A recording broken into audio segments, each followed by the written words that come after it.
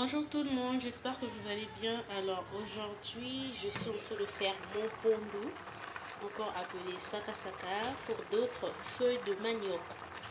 Donc il n'y en avait pas assez pour bouillir cela. J'ai rajouté un peu de chou, comme voilà, je le prépare d'une manière congolaise.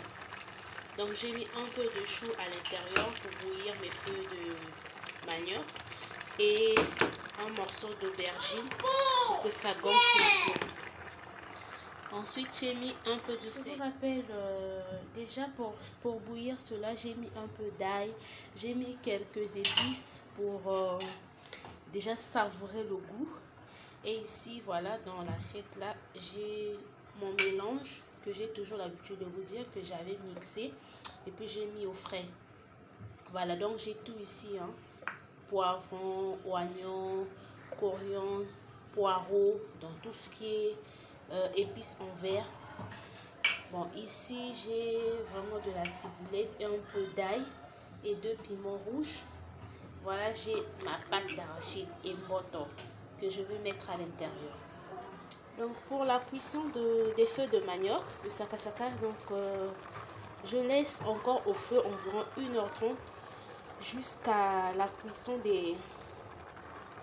du chou et l'aubergine que j'ai mis, c'est l'aubergine violette. Donc je laisse jusqu'à ce que l'eau va tarir. Après je vais faire mon mélange. Donc voilà, moi j'aime bien manger cela avec l'huile de palme. Mais malheureusement pour ceux qui sont à l'étranger, l'huile de palme est un peu chère. Donc je ne l'ai pas payé cette fois-ci. Je vais le faire avec de l'huile d'arachide. Donc là, il n'y a plus de l'eau. Je ne sais pas si vous voyez. Regardez, il n'y a plus d'eau. Donc je vais prendre mes épices. Le reste à l'intérieur. Sauf le piment.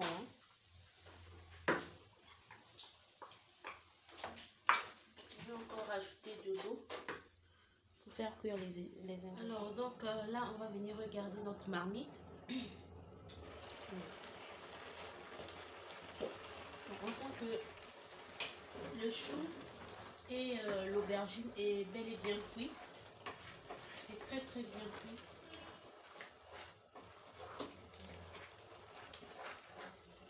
Voilà. Donc là j'ai un peu de poisson. Le poisson que j'avais grillé. Donc j'ai arrangé pour mettre à l'intérieur. Mais ça va se manger avec du poulet.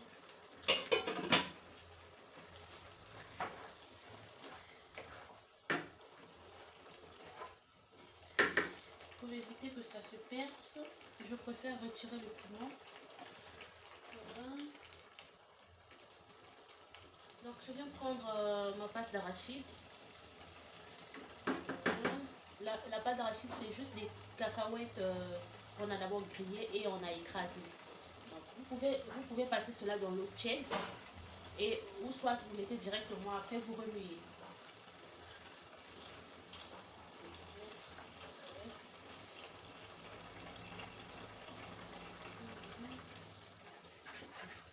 Quand c'est trop dur, je vous conseille de mettre dans l'eau tiède. Donc, bien écraser, remuer pour que ça puisse se mélanger avec les feuilles de manioc. Alors, donc là, on diminue notre feu jusqu'à ce que la pâte d'arachide va cuire. On diminue le feu et je viens prendre mon bouillon de cube. Voilà, le cube jumbo.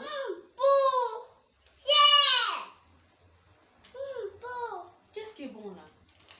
Oh. Alors, je vais juste mettre le demi parce que dans l'arachide, il y a un peu du sel. Hein. Les cacahuètes sont un peu salées. Donc, je préfère mettre un demi. Et si c'est pas salé, vous pouvez rajouter. Il faut toujours goûter avant de rajouter le sel. Donc, vous voyez, ensuite, vous fermez la marmite et vous attendez jusqu'à ce que la pâte d'arachide va cuire.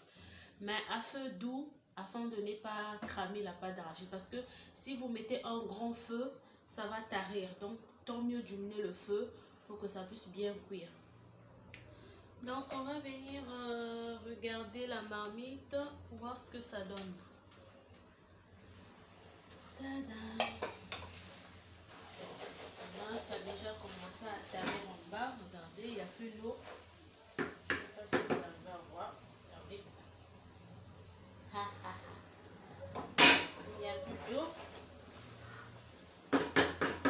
Donc là, je vais faire maintenant ma sauce. Malheureusement, je voulais bien le faire avec l'huile de palme parce que j'aime.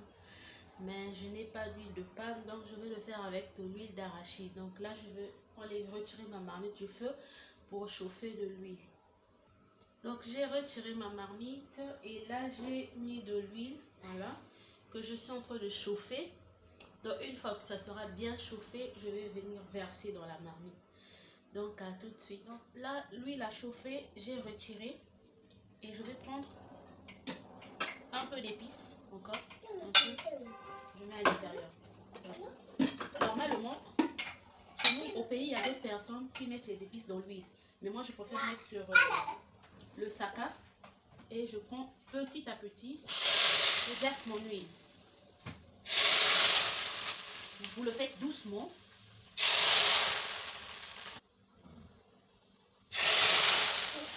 Quand ça fait ça, ça veut dire que l'huile a bien chauffé. Donc, vous ne devez pas mettre beaucoup d'huile.